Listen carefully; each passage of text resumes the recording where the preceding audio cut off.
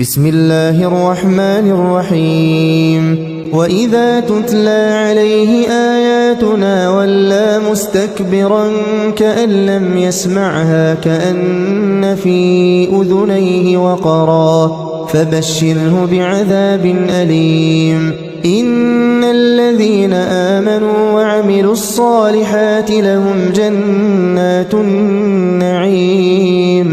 خالدين فيها وعد الله حقا وهو العزيز الحكيم خلق السماوات بغير عمد ترونها وألقى في الأرض رواسي أن تميد بكم وبث فيها من كل دابة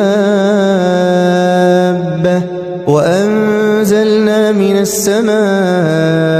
ماء فأنبتنا فيها من كل زوج كريم